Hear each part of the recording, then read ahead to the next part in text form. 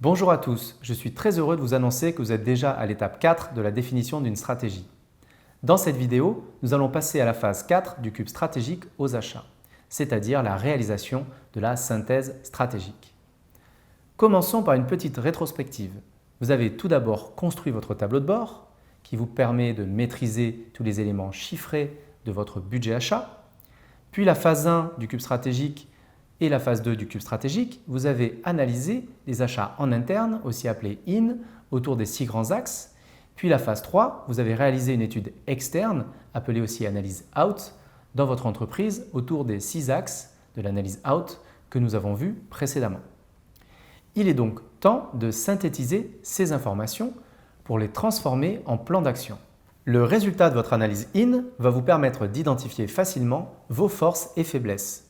Le résultat de votre analyse OUT va permettre d'identifier les opportunités et les menaces du marché. On appelle également cette analyse une analyse SWOT, force, faiblesse, opportunité, menace. Cette synthèse stratégique va vous permettre d'agir efficacement en identifiant les points sur lesquels travailler.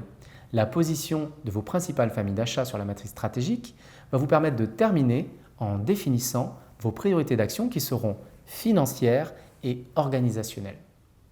Le SWOT pour Strengths, Weaknesses, Opportunities and Threats, ou MOF pour les francophones, menaces, opportunités, forces, faiblesses, est un outil très pratique lors de la phase de diagnostic stratégique. Il présente l'avantage de synthétiser les forces et faiblesses d'une entreprise au regard des opportunités et des menaces générées par son environnement. L'objectif sera de cultiver nos forces, d'atténuer nos faiblesses, de contenir les menaces et de saisir les opportunités. Les axes d'analyse SWOT sont l'axe interne dans lequel vous allez intégrer les résultats de votre analyse interne, force-faiblesse. Il recense les caractéristiques actuelles de l'organisation vues comme des forces ou des faiblesses.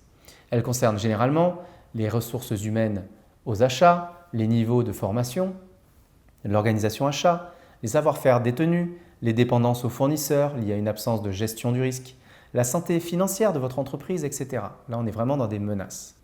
Les forces seront les ressources possédées et ou compétences détenues allant jusqu'à des avantages concurrentiels.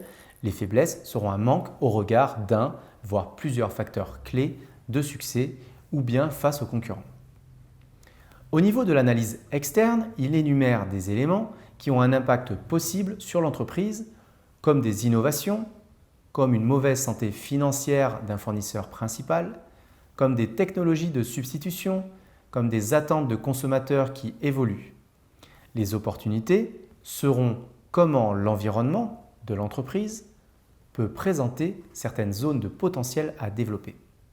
Il convient de les identifier. Les menaces représenteront certains changements en cours ou à venir qui peuvent avoir un impact négatif sur les activités de l'entreprise, comme par exemple une flambée des coûts énergétiques, une nouvelle réglementation entraînant une hausse des contraintes, etc.